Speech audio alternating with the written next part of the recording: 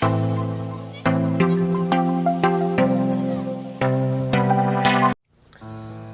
dimulai dengan diceritakannya sebuah kisah yang mana pada zaman dahulu terdapat sebuah monster yang sangat berbahaya. Tapi kemudian berhasil ditaklukkan oleh Buddha dengan cara mengurung dua bola mata yang menjadi sumber kekuatannya. Tahun 2005 di gurun perbatasan India-Pakistan, terdapat seorang peneliti tersebut saja Pak Budi.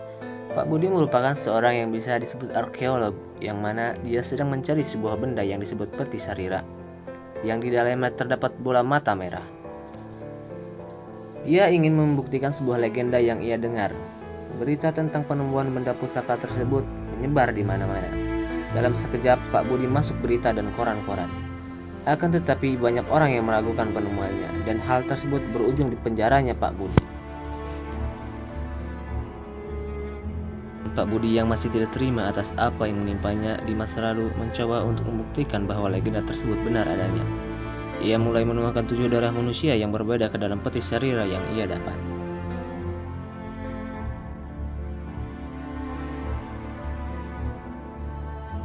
Pada awalnya, percobaan tersebut membuat Pak Budi frustasi karena tidak ada reaksi atau tanda-tanda dari peti tersebut.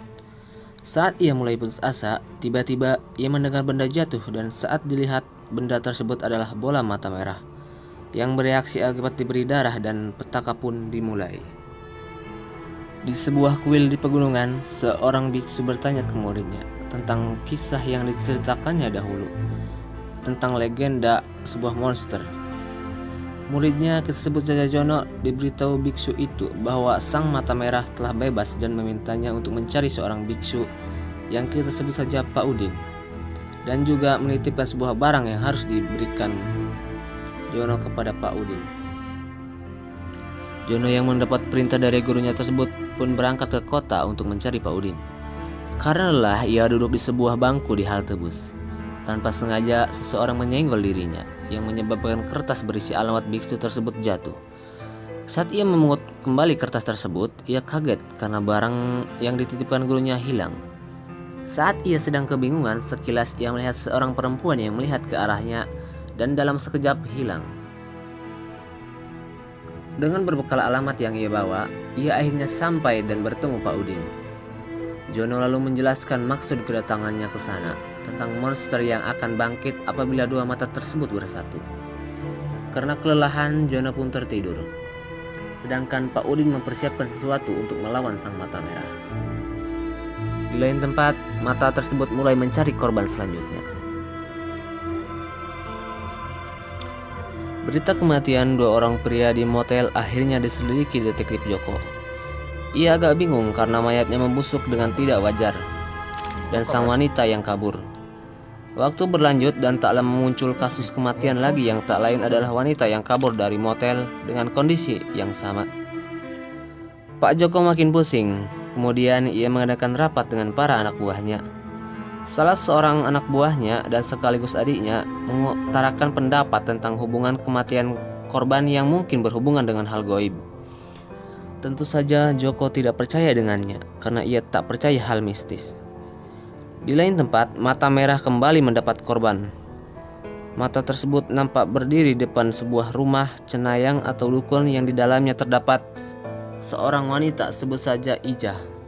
Ya, wanita yang muncul saat awal film. Ia berjalan ke depan pintu dan meletakkan segelas mangkuk yang berisi darah. Pak Udin dan Jono pun mencari alamat sang cenayang atau dukun, karena ia adalah pijakan terakhir atau korban terakhir sebelum bertemunya mata merah dan hitam. Tapi ternyata sang cenayang telah pindah ke kota lain. Akhirnya Udin dan Jono pun pergi ke kota tempat sang cenayang berada. Pak Udin pun menyuruh Jono untuk berpencar agar dapat dengan mudah menemukan sang cenayang. Saat sedang mencari dan mencatat alamat semua cenayang yang ada di sana, Pak Udin melihat sebuah berita yang menampilkan seorang mayat di selokan. Hal tersebut membuat ia bergegas ke TKP. Saat sudah sampai, ia menelusuri tempat itu. Di saat bersamaan, detektif Joko sedang menyelidiki kasus dan berada di sana.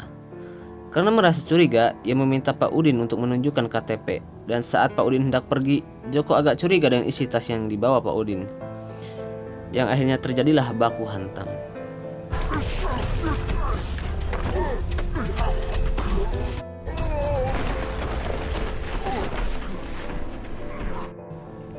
Di lain tempat, Jono kehujanan dan berteduh di sebuah rumah cenayang. Tak lama kemudian, pintu rumah itu tersebut terbuka. Ia pun masuk, dan ternyata pemilik rumah itu adalah Ija.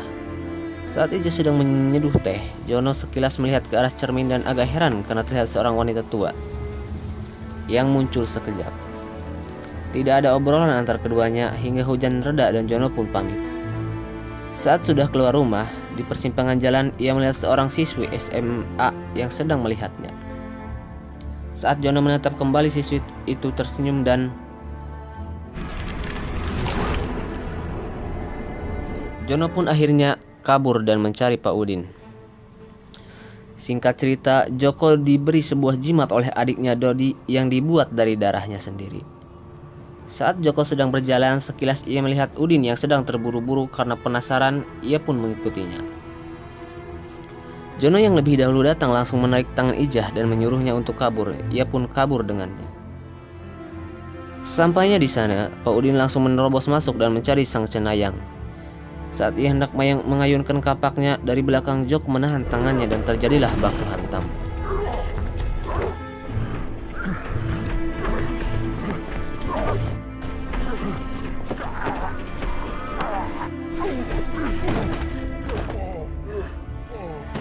Di lain tempat, Pak Udin mengejar mata merah tersebut.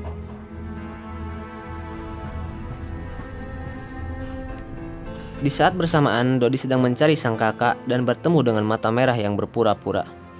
Dalam sekejap, sang mata merah berpindah tubuh.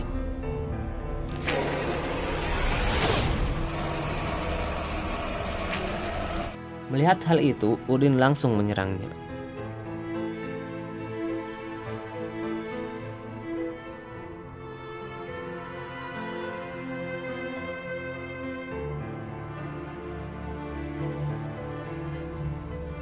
Jono yang kabur bersama Ijah merasa kasihan padanya karena tidak memakai sepatu dan hendak memberi miliknya.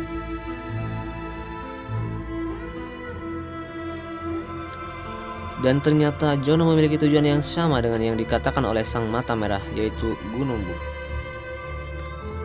Jono dan Ijah yang sudah sampai terlebih dahulu memutuskan untuk beristirahat. Pak Udin yang juga sampai di sana langsung menuju ke atas dan melihat sebuah rumah yang di dalamnya terdapat Jono dan Ijah. Dengan memegang kapak yang sudah siap diayunkan, ia membuka pintu dan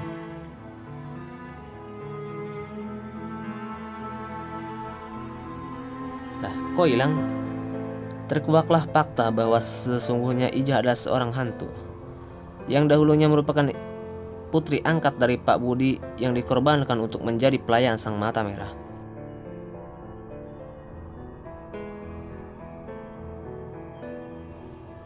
Dan para korban merupakan anggota perkumpulan yang didirikan Profesor Budi, yang mana mereka diambil darahnya dengan dalih cek kesehatan.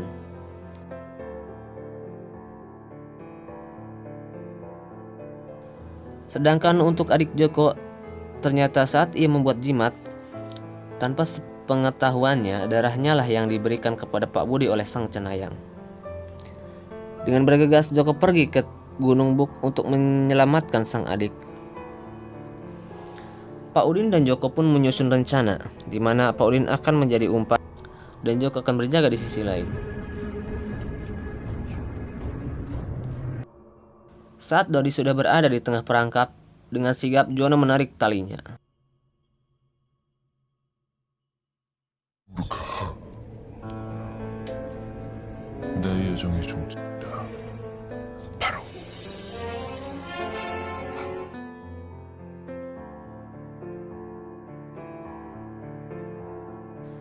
Dodi pun menyuruh Ijah untuk mencari Jono dan menyuruh Pak Udin untuk bunuh diri. Namun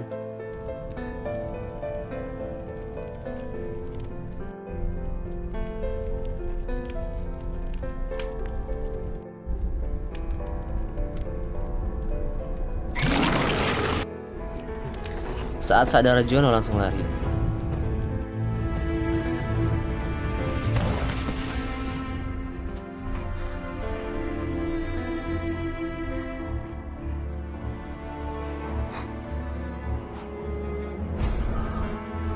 Dengan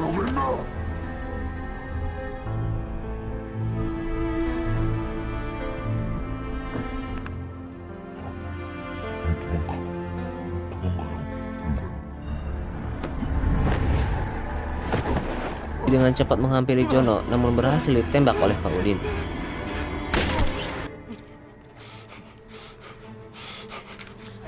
Saat Pak Udin mengayunkan kapaknya, ia ditembak oleh Joko.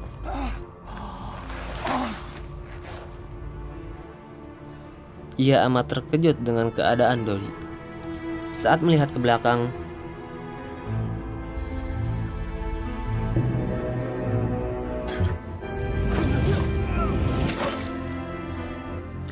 Jono yang sudah dirasuki mendekati Pak Udin dan menyuruhnya untuk mencekiknya agar dendamnya terbalaskan.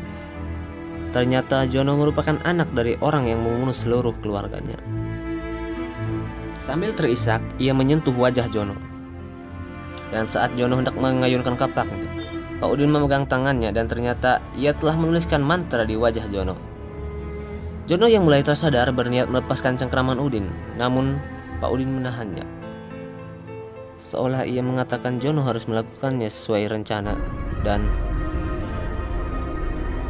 film pun tamat.